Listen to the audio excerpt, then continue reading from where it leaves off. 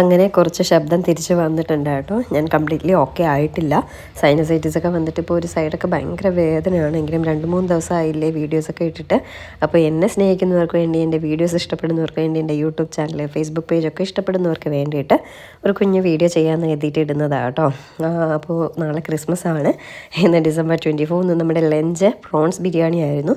ഇതിൻ്റെ റെസിപ്പി ഞാനൊരു വീഡിയോ ചെയ്തിട്ടുണ്ട്. ആർക്കെങ്കിലും ചെയ്യാൻ താല്പര്യം ഉണ്ടെങ്കിൽ അതിൻ്റെ ലിങ്ക് ഞാൻ ഡിസ്ക്രിപ്ഷനിൽ കൊടുത്തേക്കാം. പോയി ഒന്ന് നോക്കിയിട്ട് വായോ. അപ്പോൾ റൈസും കുറച്ച് പ്രോൺസൊക്കെ വെച്ച് ഞാൻ കഴിക്കുകയാണ്. ഇതത്ര ടേസ്റ്റൊന്നും ഉണ്ടായിരുന്നില്ല കേട്ടോ. അന്നത്തെ റെസിപ്പി നല്ല ടേസ്റ്റി ആയിട്ടാണ് ഉണ്ടാക്കിയത്. കാരണം എനിക്ക് വായിക്ക് ടേസ്റ്റൊന്നും ഉണ്ടായിരുന്നില്ല. ഉപ്പോ എരിവ് പുളിയൊന്നും നോക്കാനായിട്ട് പറ്റില്ല. അമ്മയ്ക്ക് കുറച്ച് ബുദ്ധിമുട്ടൊക്കെ ഉള്ളത് കൊണ്ട് ഞാനാണിത് കുക്ക് ചെയ്തത്. അപ്പോൾ ഒട്ടും ഓക്കെ ആയിട്ടില്ല. എനിക്ക് ഒട്ടും വയ്യാതെയാണ് ചെയ്തത്. അതിനോട് ഇപ്പോൾ സൈഡ് ഡിഷസ് ഒന്നും ഞാൻ ഉണ്ടാക്കിയില്ല. ജസ്റ്റ് ഒരു ബിരിയാണി ഉണ്ടാക്കിയെന്ന് മാത്രമേ ഉള്ളൂ കേട്ടോ. എന്നാൽ ക്രിസ്മസിൻ്റെ തലേ ദിവസമല്ലേ എന്തെങ്കിലുമൊക്കെ വേണ്ടതെന്ന് എഴുതിയിട്ട് ഉണ്ടാക്കിയെന്നേ ഉള്ളൂ. അപ്പോൾ വേദയ്ക്ക് ഞാൻ കുറച്ച് ചോറ് വയ്ക്കണം. പക്ഷേ അവൾക്ക് എന്തോ ഇഷ്ടപ്പെട്ടു എന്നുള്ള രീതിയിൽ അവൾ പറഞ്ഞു. പിന്നെ അമ്മയ്ക്ക് എന്താ പറ്റിയെന്ന് ചോദിച്ചിട്ട് ഒരുപാട് കമൻസും മെസ്സേജ് കാര്യങ്ങളൊക്കെ വന്നിട്ടുണ്ട്. അമ്മയ്ക്ക് എന്താ പറ്റിയെന്ന് വെച്ചാൽ കഴിഞ്ഞ ദിവസം ലാസ്റ്റ് ഞാൻ വീഡിയോ ഇട്ടിരുന്ന ദിവസം എനിക്ക് ഒട്ടും വയ്യാണ്ട് തന്നെയാണ് ഞാൻ വീട്ടിൽ വന്നത്. റെസ്റ്റ് എടുക്കാനായിട്ട് വന്നതാണ്. അന്ന് അമ്മ നമുക്ക് ഗേറ്റ് തുറന്നു തന്നു. അപ്പോൾ ഇവിടുത്തെ ഗേറ്റ് തുറക്കുക അടക്കുകയൊക്കെ ചെയ്യുന്നത് അമ്മയാണ്. അമ്മയെക്കൊണ്ട് മാത്രമേ പറ്റുള്ളൂ. കുറച്ചത് പാടാണ്. അപ്പോൾ അമ്മയാണ് എപ്പോഴും ചെയ്യുന്നത്. അന്നും സാധാരണ ഇന്നത്തെ പോലെയും തുറന്നിട്ട് അടച്ചപ്പോൾ ഇടത്തെ കയ്യിലെ ചൂണ്ട് വിരൽ അതിൻ്റെ കൂടെ എന്തോ ആയിട്ട് അത് കട്ടായിപ്പോയി. ആ ഫിംഗർ കട്ടായിപ്പോയി. ഒരു 90% കട്ടായി പോയിട്ട് ഒരു 10% മാത്രമേ ജോയിൻ്റ് ഉണ്ടായിരുന്നുള്ളൂ. അങ്ങനെ നേരെ ഹോസ്പിറ്റലിൽ പോയി. നേരെ SKയിലാണ് പോയത്. അവിടെ ചെന്നപ്പോൾ അവർ പ്ലാസ്റ്റിക് സർജറി ചെയ്യണമെന്ന് പറഞ്ഞായിരുന്നു. പക്ഷേ അവിടെ ഇപ്പോൾ ഡോക്ടറില്ല, മോർണിംഗേ ചെയ്യത്തുള്ളൂ എന്ന് പറഞ്ഞു. പിന്നെ ഇമീഡിയറ്റ് ആയിട്ട് ചെയ്യണമെന്ന് കരുതിയിട്ട് ഞങ്ങൾ നേരെ കിംസിലേക്കാണ് പോയത് കേട്ടോ. SK ചെന്ന ഉടനെ തന്നെ അവരെന്തോ പെയിൻ കില്ലർ എന്തോ കൊടുത്ത് അമ്മയുടെ വേദനയ്ക്ക് ഒരു സമാധാനം ഉണ്ടായി കേട്ടോ. വീട്ടിലാണെങ്കിൽ അമ്മ നിന്ന് പേടയ്ക്കണുണ്ടായിരുന്നു. എനിക്കും എന്ത് ചെയ്യണമെന്ന് അറിയില്ല. ഞാൻ പനി പിടിച്ച് കൂരിങ്ങി എനിക്ക് ഡ്രൈവ് ചെയ്യാൻ വണ്ടി എടുക്കാൻ പോലും പറ്റാത്തൊരവസ്ഥയായിരുന്നു. പിന്നെ വേറൊരു ചേട്ടനാണ് അമ്മയെ കൊണ്ടുവന്ന് ഹോസ്പിറ്റലിലാക്കിയത്. ഞാനൊന്നും ഓക്കെ ആയ ശേഷമാണ് ഞാനും വേദന കൂടെ ഹോസ്പിറ്റലിൽ വന്നിട്ട് നേരെ കിംസിലേക്ക് വന്നത്. ഇവിടെ വന്നപ്പോൾ ഏട്ടനൊക്കെ ഉണ്ടായിരുന്നു. കുറേ കഴിഞ്ഞപ്പോൾ സച്ചുവും വന്നായിരുന്നു. അപ്പോൾ ഒരു 10-11 മണി വരെ ഞങ്ങളവിടെ നിന്നു. അപ്പോൾ എന്തായാലും അന്ന് അവിടെ സർജറി ചെയ്യില്ല എന്ന് പറഞ്ഞു. SKയിൽ ചെയ്യില്ല, കിംസിൽ ഉടനെ ചെയ്യുമെന്ന് പറഞ്ഞിട്ടാണ് നേരെ ഇങ്ങോട്ടേക്ക് വന്നത്. പക്ഷേ അവരും മോർണിംഗ് സർജറി ചെയ്യുള്ളൂ എന്ന് പറഞ്ഞിട്ട് പിന്നെ വേദയും കൊണ്ട് എനിക്ക് ഒരുപാട് സമയം നിൽക്കാൻ പറ്റാത്തതുകൊണ്ട് അച്ഛൻ അവിടെ നൈറ്റ് നിന്ന് റൂമെല്ലാം സെറ്റ് ചെയ്ത ശേഷം ഞാനും വേദയും കൂടെ അങ്ങ് പോയി കേട്ടോ. തിരിച്ചു വന്നു. ഏട്ടനും ഉണ്ടായിരുന്നു. തിരിച്ചു വന്നിട്ട് പിറ്റേ ദിവസം രാവിലെയാണ് ഞാൻ വന്നത്. വന്നപ്പോൾ അമ്മയെ സർജറിക്ക് കയറ്റിയായിരുന്നു. ഒരു 7:30 മണിക്ക് അമ്മയെ സർജറി കയറ്റി. ഞാൻ 8:30 എത്തി. അപ്പോൾ തിയേറ്ററിൻ്റെ ഫ്രണ്ടിൽ ഞാൻ വന്നൊന്ന് ചോദിച്ചു സർജറി കഴിഞ്ഞു എന്നൊക്കെ ചോദിച്ചപ്പോൾ പറഞ്ഞു ഇല്ല, വിളിക്കാൻ റൂമിലെത്തിയാൽ മതി എന്ന് പറഞ്ഞു. പിന്നെ ഞാൻ പോയിട്ട് കുറച്ച് ഇൻഷുറൻസിൻ്റെ കാര്യങ്ങളെല്ലാം ശരിയാക്കണമായിരുന്നു. അതിനെല്ലാം പോയിട്ട് വന്നപ്പോൾ അമ്മയെ റൂമിലേക്ക് കൊണ്ടുവന്നിട്ടുണ്ടായിരുന്നു. സർജറി എല്ലാം കഴിഞ്ഞു എന്ന് പറഞ്ഞു. ഇപ്പം അമ്മ ഓക്കെയാണ്, സർജറി കഴിഞ്ഞു. ഓക്കെ എന്ന് പറഞ്ഞാൽ അവിടെ SKയിൽ പ്ലാസ്റ്റിക് സർജറി പറഞ്ഞത് ഇവിടെ അവരതിനെ എന്തൊക്കെയോ ചെയ്ത് അതിനെ സ്റ്റിച്ച് ചെയ്തൊക്കെ വച്ചിരിക്കുകയാണ്. ഒരു 3 വീക്സ് ഹീലിംഗ് ടൈം പറഞ്ഞിട്ടുണ്ട്. അതിനിടയ്ക്ക് ഓക്കെ ആവുന്നെങ്കിൽ ഓക്കെ, അല്ലെങ്കിൽ നമുക്കൊന്നും പറയാൻ പറ്റില്ല. പിന്നെ ഞാനും ആകെ പനി പിടിച്ച് കുരുങ്ങിയിരിക്കുകയാണ്. അച്ഛനും അതേ സെയിം പനി പിടിച്ച് കുരുങ്ങിയിരിക്കുകയാണ്. അപ്പോൾ ഞാൻ വന്ന സമയം അച്ഛൻ തിരിച്ച് വീട്ടിലേക്ക് പോയി. കാരണം നമ്മുടെ പപ്പയ്ക്ക് ആഹാരം എന്തെങ്കിലും കൊടുക്കണ്ടേ. അവൻ ഞാനുമായിട്ട് അത്ര കൂട്ടല്ല കേട്ടോ. അപ്പോൾ വീട്ടിൽ അച്ഛനും അമ്മയും ആരും ഇല്ലെങ്കിൽ അവന് ഭയങ്കര ദേഷ്യമാണ്, കടിക്കാനൊക്കെ വരും. അതുകൊണ്ട് എന്ത് ചെയ്തു, അച്ഛൻ തന്നെ പോയി രാവിലെ പോയിട്ട് ഉച്ചയ്ക്ക് സച്ചിൻ വരുമ്പോൾ അച്ഛനെയും എൻ്റെ മോളെയും വിളിച്ചിട്ട് വരാമെന്ന് പറഞ്ഞു. അപ്പോൾ ഞാൻ അതുവരെ അവിടെ നിൽക്കാമെന്ന് കരുതിയിട്ട് ഞാൻ ഹോസ്പിറ്റലിൽ നിൽക്കുകയാണ്. പിന്നെ അമ്മയ്ക്ക് അത്യാവശ്യം ക്ഷീണം കാര്യങ്ങളൊക്കെ ഉണ്ട്. പക്ഷേ ഉറക്കമൊന്നും അങ്ങനെ വരുന്നില്ല കേട്ടോ. പെയിനും ചെറിയ രീതിയിലുണ്ട്. പിന്നെ ഇവിടുത്തെ സർവീസ് കാര്യങ്ങളൊക്കെ എനിക്ക് ഭയങ്കരമായിട്ട് ഇഷ്ടപ്പെട്ടു. കിംസിൽ വന്നിട്ടുണ്ടെങ്കിലും അഡ്മിറ്റ് ആവുന്നത് ഫസ്റ്റ് ടൈമാണ് കേട്ടോ. അവരെപ്പോഴും ക്ലീൻ ചെയ്യുന്നുണ്ട്. ബാത്റൂമൊക്കെ നല്ല നീറ്റാട്ടോ. ഇവിടെ റൂം റെൻറ്റ് കുറച്ച് കൂടുതലാണ്. അതായത് അമ്മയ്ക്ക് ഇൻഷുറൻസ് ഉള്ളതിൽ അതിനകത്ത് നിൽക്കുന്ന റൂമല്ല. അപ്പോൾ ഞങ്ങൾ ജനറൽ വാർഡ് എടുത്തോളൂ. കാരണം 2 ദിവസം നിൽക്കാൻ കണക്കാ, ഒരു ദിവസം നിൽക്കുന്നതിനെ കരുതി മാത്രമേ എടുത്തിട്ടുണ്ടായിരുന്നുള്ളൂ കേട്ടോ. അതുപോലെ പേഷ്യൻറ്റിന് ഫുഡ് കോംപ്ലിമെൻ്ററി ആയിരുന്നു. നോൺ വെജ് ഇല്ല അതിൽ. നോൺ വെജ് കൂടെ വേണമെങ്കിൽ അതിന് എക്സ്ട്രാ പൈസയാവും. പക്ഷേ ഫുഡൊക്കെ അടിപൊളി ഫുഡായിരുന്നു കേട്ടോ. എനിക്ക് ഭയങ്കരമായിട്ട് ഇഷ്ടപ്പെട്ടു. അവരുടെ അച്ചാർ കണ്ടപ്പോഴാണ് എനിക്ക് ഭയങ്കര ഒരു ടേസ്റ്റ് ആയിരിക്കും എന്ന് കരുതി ഞാനൊന്ന് ടേസ്റ്റ് ചെയ്ത് നോക്കിയപ്പോൾ ഭയങ്കര ടേസ്റ്റ്. അങ്ങനെ ഓരോ കറികളും ഞാൻ കൂട്ടി നോക്കിയപ്പോൾ ഓരോ കറികളും നല്ല കിടിലൻ ടേസ്റ്റായിരുന്നു കേട്ടോ. അന്ന് എനിക്ക് പനിയുടെ ഒരു ഇതുണ്ടെങ്കിലും ടേസ്റ്റ് ഒന്നും പോയിട്ടുണ്ടായിരുന്നില്ല.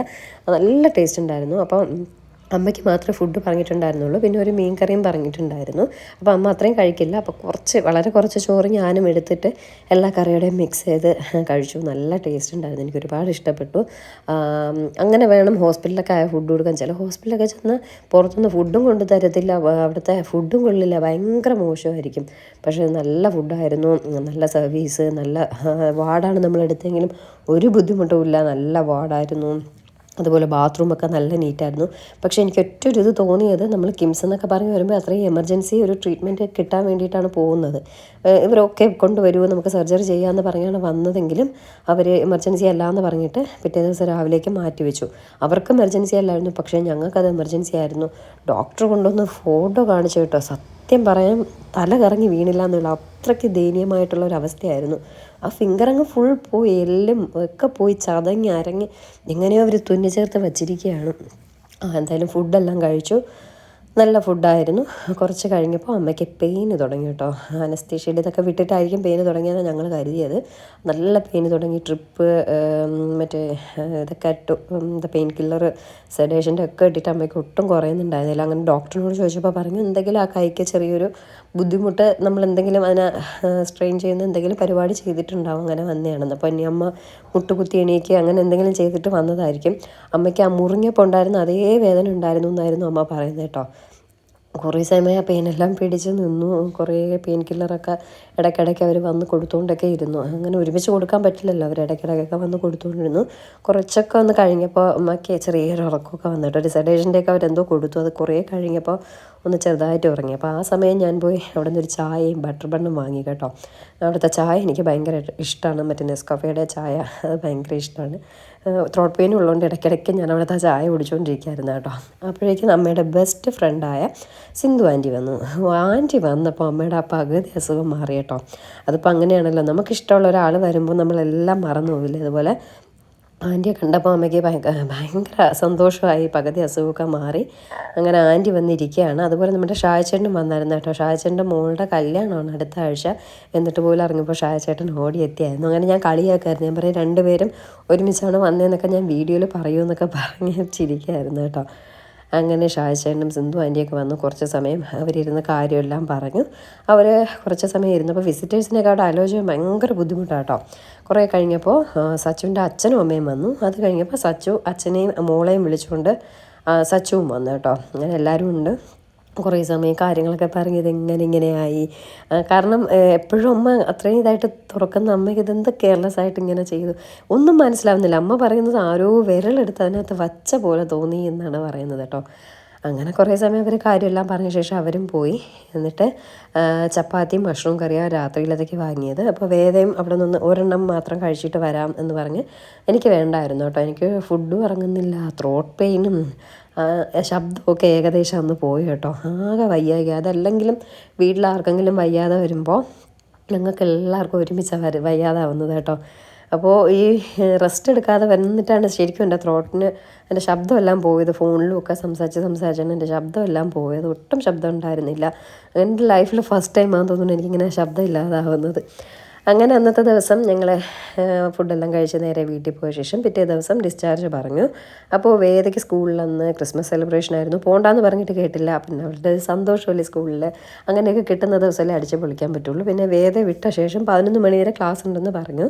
ഞാൻ 10 മണിയായപ്പോഴേ ചെന്ന് വിളിച്ചിട്ട് വന്നു കേട്ടോ. എന്നിട്ട് നേരെ ഞങ്ങൾ കിംസിലേക്ക് പോയി. ശരിക്കും പറഞ്ഞാൽ ഇന്നലെ ഡിസ്ചാർജ് പറഞ്ഞതാണ്. അപ്പം ഞങ്ങൾക്ക് ഇൻഷുറൻസ് ക്ലെയിം ചെയ്യണമെങ്കിൽ 24 hours അവിടെ അഡ്മിറ്റ് ആവണമെന്ന് പറഞ്ഞിട്ടാണ് ഒരു ദിവസം കൂടെ കിടന്നത് കേട്ടോ. എന്നിട്ട് കിംസിൻ്റെ പാർക്കിങ്ങിൽ വന്ന് 1 മണിക്കൂർ ഇങ്ങനെ കിടന്നു. പേ പാർക്കിംഗ് കേട്ടോ. എന്നിട്ട് ഞാൻ അവരായിട്ട് വഴക്കായി, പേ പാർക്കിങ്ങിന് ഇത്രയും സമയം കിടക്കണമെന്ന്. അപ്പോൾ അവർ പറയാം, നിങ്ങളെങ്കിൽ വേറെ എവിടെയെങ്കിലും കൊണ്ടുവരും, നമ്മൾ ആരെങ്കിലും നിർബന്ധിച്ചോ ഇവിടെ വരാനെന്ന്. വേറെ പാർക്കിങ്ങിന് സ്ഥലമില്ല, അതുകൊണ്ട് പിന്നെ നമുക്ക് ഇവിടെ ഇട്ടല്ലേ പറ്റുള്ളൂ. പിന്നെ അവരെ വായിരിക്കണം ഞാൻ കേട്ട് പൈസയും കൊടുത്തിട്ട് വന്നു കേട്ടോ. എന്നിട്ട് ഹോസ്പിറ്റലിനകത്ത് കയറിയിട്ട് ഒരു കഫേ കയറി നമുക്ക് ബ്രൗണി വേണമെന്ന് പറഞ്ഞ് അതെല്ലാം വാങ്ങിക്കൊടുത്തിട്ട് റൂമിലേക്ക് വന്നു. റൂമിൽ വന്നപ്പോൾ അത് അങ്ങനെ ഇരിക്കും, പോകാനൊക്കെ റെഡിയായി നിൽക്കുകയാണ്. എന്തായാലും ഉച്ചയ്ക്ക് ശേഷം ബില്ലെല്ലാം സെറ്റിലാവുള്ളൂ. എന്നിട്ട് നമ്മുടെ വേദയുടെ ഫ്രണ്ട് വേദികയുടെ അമ്മയൊക്കെ ഇവിടെ വേറൊരു ആവശ്യമായിട്ട് അവർ ഇവിടെ അഡ്മിറ്റാണ്. സെയിം ഒരു ഫ്ലോറിലാണ് അവരുണ്ടായിരുന്നത്. ഈ അവസരത്തിൽ ഞാൻ അവരോട് ഒരുപാട് നന്ദി പറയുന്നുണ്ട് കേട്ടോ. ഈ വേദികയുടെ അമ്മയ്ക്ക് ഒരുപാട് ഹെൽപ്പ് ചെയ്തു. വീഡിയോ കാണുന്നുണ്ടെങ്കിൽ ഒരുപാട് താങ്ക്സ് കേട്ടോ. അച്ഛനോടും അമ്മയോടും ഒക്കെ വന്ന് ഇടയ്ക്കിടയ്ക്ക് എന്ത് വേണം ഏത് വേണം എല്ലാ കാര്യങ്ങളും ഇടയ്ക്കിടയ്ക്ക് ചോദിക്കുകയും വാങ്ങിച്ചുകൊണ്ട് തരികയൊക്കെ ചെയ്തു. ഒരുപാട് സന്തോഷം. അങ്ങനെ ഈ പിള്ളേരെയും വിളിച്ചുകൊണ്ട് ഞാൻ ബിരിയാണി കഴിക്കാനായിട്ട് താഴെ ക്യാൻറ്റീനിൽ വന്നു.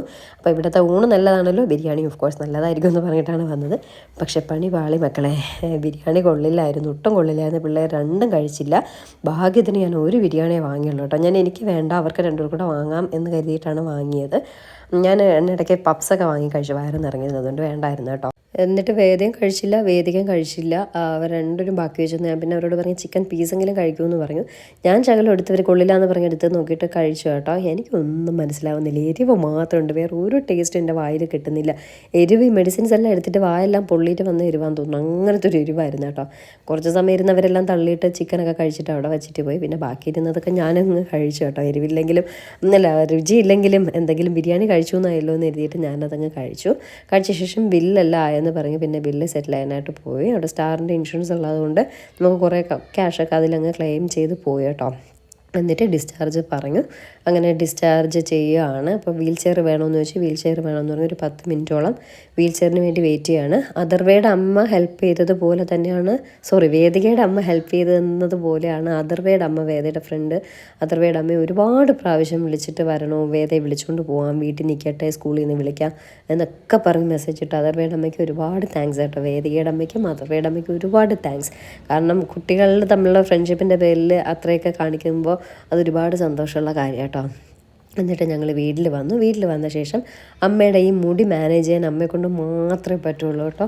അങ്ങനെ അമ്മ ആകെ പെട്ടിരുന്നപ്പോഴാണ് നമ്മുടെ സർല ആൻറ്റി ഇപ്പോൾ അമ്മയ്ക്ക് കൈ ശരിയാവുന്നവരെ നമ്മുടെ വീട്ടിൽ നിൽക്കാമെന്ന് പറഞ്ഞിട്ട്, തൊട്ടടുത്താണ് താമസം, എന്തെങ്കിലും ഹെൽപ്പൊക്കെ വേണമെങ്കിൽ ചെയ്ത് തരാമെന്ന് പറഞ്ഞു. അങ്ങനെ ആൻറ്റി വന്നിരിക്കുകയാണ്. ആൻറ്റി ഞങ്ങൾക്ക് മുന്നേ പാലൊക്കെ കൊണ്ട് തരുമായിരുന്നു. അപ്പോൾ ഇതുപോലുള്ള കുഞ്ഞു കുഞ്ഞു ആവശ്യങ്ങളൊക്കെ ആൻറ്റി ചെയ്ത് തരാറുണ്ട്. അപ്പോൾ എനിക്കും ഒരു ഹെൽപ്പ്. ഞാൻ 2-3 ദിവസം ഉണ്ടാവും. പിന്നെ ഏട്ടന് ഷൂട്ട് കഴിഞ്ഞാൽ, ഇപ്പോൾ ഏട്ടന് ഷൂട്ട് കിടക്കാം കേട്ടോ. ഷൂട്ട് കഴിഞ്ഞാൽ ഞാൻ ചിലപ്പോൾ അങ്ങ് പോവും. നമുക്ക് 2 സ്ഥലവും നോക്കണ്ടേ. അപ്പോൾ ഇവിടെ അച്ഛനും കൂടെയൊക്കെ നിന്ന് ചെയ്യാൻ കുഴപ്പമില്ല, പൊയ്ക്കോ എന്നൊക്കെ പറഞ്ഞ് ആൻറ്റിയും കൂടെയൊക്കെ ഹെൽപ്പിനുള്ളതുകൊണ്ട് അങ്ങനെ നിന്ന് ചെയ്യാമെന്ന് കരുതി. അങ്ങനെ അമ്മയുടെ മുടി കുറേശ്ശെ പാർട്ടീഷനൊക്കെ എടുത്ത് അതിനെ നമ്മളിവിടെ ട്രിവാൻഡ്രത്ത് ഉടക്കറുക്കുക എന്ന് പറയും, അല്ലെങ്കിൽ ജടയൊന്നും കെട്ടിയില്ല, ജട എടുക്കാമെന്ന് എന്തോ നിങ്ങൾ വേറെ നാട്ടിൽ പറയില്ല, എനിക്കറിയില്ല. എന്തായാലും ആ ഉടക്കെല്ലാം എടുത്ത ശേഷം നന്നായിട്ട് പിന്നെ അങ്ങ് കെട്ടി വയ്ക്കുകയാണ്. അപ്പോൾ പിന്നെ അഴിയില്ലല്ലോ. അമ്മ ഇങ്ങനെയൊന്നും കെട്ടാറില്ല. അമ്മയ്ക്ക് ഏറ്റവും വിഷമം ഓർണമെൻറ്റ്സ് ഇടാൻ പറ്റിയില്ല എന്ന് പറഞ്ഞിട്ടാണ്. പിന്നെ കുറേ കഴിഞ്ഞപ്പോൾ ഓർണമെൻറ്റ്സ് എല്ലാം ഇട്ട് കേട്ടോ. അങ്ങനെ ഇരുന്നപ്പോൾ അപ്പുറത്തെ മതിൽ കുറേ കോവയ്ക്ക കാച്ച് കിടക്കണു. എണീക്കാൻ വയ്യെങ്കിലും എനിക്കെന്തോ ഒരാഗ്രഹം പെട്ടെന്ന് കോവയ്ക്ക പറിച്ചെടുക്കണമെന്ന് എന്തോ അങ്ങനെ ഇരുന്നപ്പോൾ തോന്നിയ കോവയ്ക്ക എടുക്കണമെന്ന് കരുതി. അങ്ങനെ ഞാൻ മതിലിൻ്റെ മുകളിൽ കയറാനായിട്ട് പോകുക കേട്ടോ. വേദയാണ് വീഡിയോ എടുത്തത്. ഒരു ഭംഗിയില്ലാതെ വീഡിയോ എടുത്തു തന്നു. ഞാനിങ്ങനെ ഇതിൻ്റെ മുകളിലൊന്നും കയറിയിട്ടില്ല കേട്ടോ. അങ്ങനെ ആദ്യമായിട്ട് കയറുകയാണ്. അപ്പോൾ പിന്നെ എല്ലാവരും കയറുന്നില്ല, എനിക്കും കയറിക്കൂടാതെ എന്തോന്ന് എഴുതിയിട്ടാണ് ഞാൻ കയറിയത് കേട്ടോ. കയറിയിട്ട് എന്ത് ചെയ്യണമെന്ന് അറിയില്ല. അങ്ങനെ എങ്ങനെയും അവിടെയൊക്കെ കയറി ഇരുന്നിട്ട് അതിൽ കിടന്ന കോവയ്ക്കെല്ലാം എടുത്ത് കേട്ടോ. അച്ഛനൂടെ വന്നൊന്ന് ഹെൽപ്പ് ചെയ്ത് തന്നു. എൻ്റെ ശബ്ദം കണ്ടോ ഒട്ടും അത് ക്ലിയർ ആവുന്നില്ല. എനിക്ക് ഭയങ്കര വയ്യായിക്കുണ്ട്. ഹോസ്പിറ്റലിൽ പോയി മെഡിസിൻ എടുത്തിട്ട് പോലും ഒന്നും ഓക്കെ ആവുന്നില്ല. മെയിൻലി റെസ്റ്റ് ഇല്ലാത്തത് കൊണ്ടാണെന്ന് തോന്നുന്നു. എനിക്ക് ഒട്ടും ഇങ്ങനെ ഓക്കെ ആവുന്നില്ല.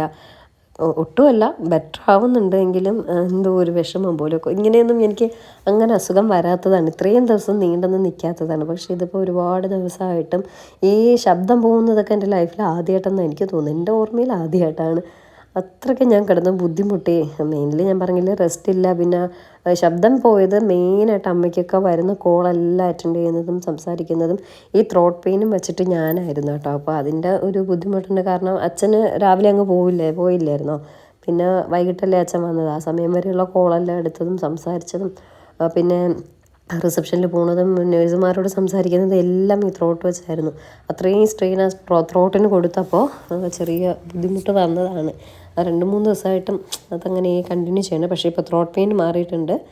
ഒരുപാട് സന്തോഷമുണ്ട്. ഒരുപാട് പേര് മെസ്സേജായിട്ടും അല്ലാതെയും കമൻസായിട്ടും ഒക്കെ എന്ത് പറ്റി, വീഡിയോസ് കാണുന്നില്ലല്ലോ, പനി മാറിയോ, അമ്മയ്ക്ക് എങ്ങനെയുണ്ട് എന്നൊക്കെ ചോദിച്ചു. കിംസിലെല്ലാം ഹെൽപ്പും ചെയ്തു തരാം. കിംസിൽ വർക്ക് ചെയ്യുന്നവരുണ്ട്, അവരെ റിലേറ്റീവ്സ് വർക്ക് ചെയ്യുന്നുണ്ട്, വേണമെങ്കിൽ വിളിച്ച് പറയാം എന്നൊക്കെ പറഞ്ഞ് ഒരുപാട് പേര് മെസ്സേജ് ഇട്ടു. ഞാൻ ഇടയ്ക്ക് കട്ട് ചെയ്ത് ഓഡിയോ ഇടുന്നത് കേട്ടോ. എനിക്ക് അങ്ങനെ പറ്റുന്നുള്ളൂ. ചിലപ്പോൾ ചുമ വരുന്നുണ്ട്, ചിലപ്പോൾ ബ്രീത്ത് കിട്ടുന്നില്ല. അപ്പോൾ അതുകൊണ്ട് ഞാൻ കട്ട് ചെയ്താണ് എടുക്കുന്നത് കേട്ടോ, ഓഡിയോ ആഡ് ചെയ്യുന്നത്. കുറേ കോവയ്ക്കെല്ലാം പറിച്ച ശേഷം, നല്ല നാടൻ കോവയ്ക്കല്ലേ, കളയേണ്ടെന്ന് എഴുതിയൊക്കെ പറിച്ച ശേഷം താഴെ ഇറങ്ങി. അപ്പം നമ്മുടെ സ്കൂളിൽ എന്തോ പ്രോഗ്രാം, ആനുവൽ ഡേ എന്തോ നടക്കുകയെന്ന് തോന്നുന്നു. നല്ല നിറച്ച് വണ്ടിയെല്ലാം പോകുന്നുണ്ട്. തിരിച്ച് താഴോട്ട് ഇറങ്ങാൻ നോക്കിയപ്പോൾ അവിടെ ഒരു കമ്പി ഉണ്ടായിരുന്നു കേട്ടോ, അതിൽ കാലെത്തുന്നില്ല. കുറേ പരിശ്രമത്തിന് ശേഷം കാലെത്തിച്ച് എന്നിട്ട് ഒറ്റൊരു ചാട്ടം ചാടിയ കേട്ടോ. അങ്ങനെ താഴെ ഇറങ്ങി. ഞാൻ താഴെ ഇറങ്ങാൻ പാടുപെടുമെന്ന് കരുതി, പക്ഷേ ഞാൻ കുഴപ്പമില്ലാതെ ഇറങ്ങി. അപ്പോൾ കുറച്ച് കോവയ്ക്കെല്ലാം കിട്ടിയിട്ടുണ്ട്. നാളെ മെഴുക്കുവരട്ടി വയ്ക്കാമെന്ന് കരുതിയിട്ട് അതിനെ എടുത്തിട്ടതാണ്. കുറേയൊക്കെ പഴുത്ത് പോയി കേട്ടോ. കോവയ്ക്കെല്ലാം പറിച്ചിട്ട് താഴെ ഇറങ്ങിയപ്പം മാലയും പൊട്ടി. ഭാഗ്യത്തിന് മാല അപ്പുറത്തേക്ക് പോകാത്ത നന്നായി. അപ്പുറത്തെങ്ങാനും പോയിരുന്നെങ്കിൽ അത് കിട്ടില്ല. അവിടെ ഫുൾ കാട് പിടിച്ച് കിടക്കുക കേട്ടോ. അതിൽ ആ കാട് പിടിച്ച് കിടക്കാനടുത്ത് നമ്മൾ എന്തെങ്കിലും വേസ്റ്റ്, എന്തെങ്കിലും പ്ലാസ്റ്റിക് അല്ല, ഫുഡ് വേസ്റ്റ് എന്തെങ്കിലും ഇടുകയാണെങ്കിൽ ഒരു പഴത്തൊലി ഇട്ടാലും മതി. അത് അയാൾക്ക് ഇഷ്ടമല്ല. ആ കാട് പിടിച്ച് കൊതുവും കയറി പാമ്പും കയറി കിടക്കുന്നതിന് അയാൾക്ക് ഒരു ബുദ്ധിമുട്ടുമില്ല കേട്ടോ. അങ്ങനെ കുറച്ച് കോവയ്ക്കെല്ലാം കിട്ടി. ഇതിന് നാളെ മെഴുക്കുവരട്ടി വെച്ച് കഴിക്കണം കേട്ടോ. എനിക്ക് ഭയങ്കര ഇഷ്ടമാണ് കോവയ്ക്ക മെഴുക്കുവരട്ടി. പക്ഷെ കുറേ അതിൽ കിടക്കുന്നതൊക്കെ പഴുത്തു പോയെന്ന് തോന്നുന്നു കേട്ടോ. അങ്ങനെ ദേ പോവുകയാണ് കോവയ്ക്ക വീണ്ടും എടുക്കാനായിട്ട്. അത് കഴിഞ്ഞ് ഒരു ദിവസവും കൂടെ അമ്മ എങ്ങനെയൊക്കെയോ തലയെല്ലാം കുളിച്ചിരിക്കുന്നു. ഞാൻ ഒട്ടും വയ്യാതെ കിടക്കുന്നു. കിച്ചണിൽ എന്തൊക്കെയോ കാട്ടിക്കൂട്ടി കേട്ടോ. അത്ര ടേസ്റ്റൊന്നും ഉണ്ടായിരുന്നില്ല. ഇന്ന് വെച്ച ബിരിയാണി അത്ര ടേസ്റ്റൊന്നും ഉണ്ടായിരുന്നില്ല. അത് കഴിഞ്ഞിട്ടുള്ള ഇന്നലത്തെ വീഡിയോ ആണ്. ബിരിയാണി വെച്ചത് ഇന്നാട്ടോ. ഇന്നലെ എന്തോ ഒഴിച്ചുകൂട്ടാനും കോവയ്ക്ക മെഴുക്കുവരട്ടിയും മീൻ വറുത്തു. അമ്മയ്ക്ക് വയ്യാണ്ടാവണേൻ്റെ അന്ന് എന്തോ വാങ്ങി ഫ്രിഡ്ജിൽ പുരട്ടി വെച്ചിട്ടുണ്ടായിരുന്നു, അതിനെയൊക്കെ വെച്ചു. അപ്പോൾ ഇന്ന് രാവിലെ എൻ്റെ അപ്പച്ചിയാണ് ഈ പോകുന്നത്. അപ്പച്ചിയുടെ ബാഗ് മാത്രമേ കിട്ടിയുള്ളൂ, ഫ്രണ്ട് എടുക്കാൻ പറ്റിയില്ല. അപ്പച്ചിയുടെ മോൻ്റെ മോളാണ് പഞ്ചു. പിന്നെ മുത്ത്, അവരുടെ ശരിക്കുള്ള പേരെനിക്കറിയില്ല കേട്ടോ. ഇത് പഞ്ചു, ഇത് മുത്ത്. ഇവളാണ് മൂത്ത മോള്, മറ്റേത് ഇളയാൾ. ഇത് ചേച്ചി, അപ്പച്ചിയുടെ മരുമോളും. ഇതാണ് അപ്പച്ചിയുടെ മോൻ പാപ്പിച്ചേട്ടനും ചേട്ടൻ്റെ വൈഫും മക്കളും. അപ്പച്ചിയുണ്ട്. അപ്പച്ചിയെ പിന്നെ ഞാൻ എടുക്കാൻ മറന്നു കേട്ടോ, അപ്പച്ചിയെ കാണിക്കാൻ പറ്റിയില്ല. അതെല്ലാം കഴിഞ്ഞ് ബിരിയാണി എല്ലാം കഴിച്ചിട്ടിരുന്നപ്പോൾ സച്ചുവിൻ്റെ വീട്ടിൽ നിന്ന് സച്ചുവിൻ്റെ അച്ഛൻ, അമ്മ, അനിയൻ്റെ വൈഫ്, അനിയൻ്റെ അമ്മ, അനിയൻ്റെ അച്ഛനൊക്കെ വന്നായിരുന്നു. ഇത് അനിയൻ്റെ വൈഫിൻ്റെ അമ്മ, പക്ഷേ അനിയൻ്റെ വൈഫിൻ്റെ അച്ഛനും അമ്മ കേട്ടോ. അനിയൻ്റെ വൈഫിൻ്റെ അടുത്തിരിക്കുന്നതാണ് അനിയൻ്റെ വൈഫിൻ്റെ അച്ഛൻ. അങ്ങനെ എല്ലാവരും വന്നു. സച്ചുവിൻ്റെ അനിയനും വൈഫും ഒക്കെ അന്ന് ഹോസ്പിറ്റലിൽ വരാൻ നിന്നതാണ്. അപ്പോൾ വിസിറ്റേഴ്സ് അവർ ഭയങ്കര റെസ്ട്രിക്റ്റഡ് ആട്ടോ. അതുകൊണ്ട് ഞാൻ പറഞ്ഞു വരണ്ട, പിന്നീട് വീട്ടിൽ വന്നിട്ട് വന്നാൽ മതി എന്നൊക്കെ പറഞ്ഞു.